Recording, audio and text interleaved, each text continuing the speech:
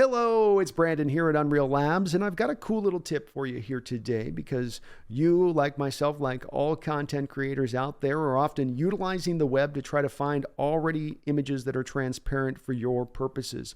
Because it can be hard pulling an image out of one other image and then pulling into another image. It gets tough. You'd like to be able to just work with base assets that are already transparent.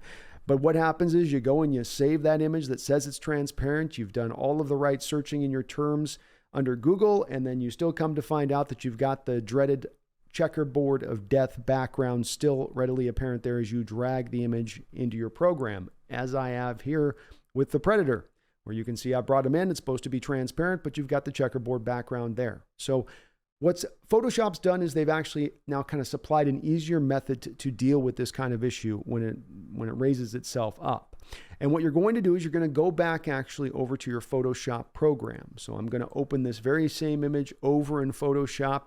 And indeed, it does look again like we saw over on the other side that it is transparent, but it in fact is not.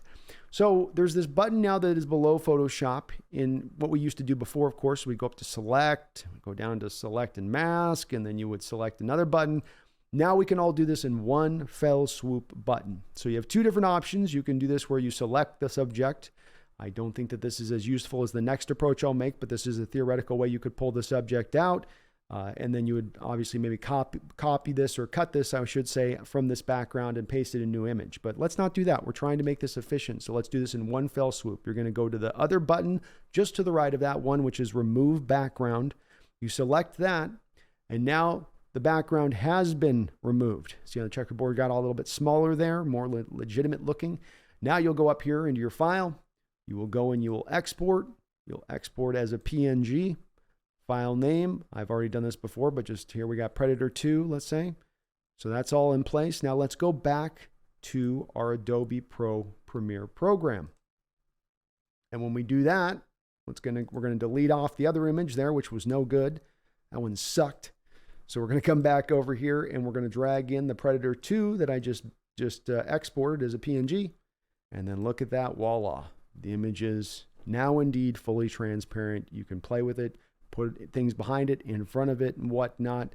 But this makes this a lot simpler and easier, just a one button push approach to getting these images that have already been made transparent. There's just sometimes this extra little hurdle that you have to jump over the top of it in order to get them pulled free of that checkerboard background.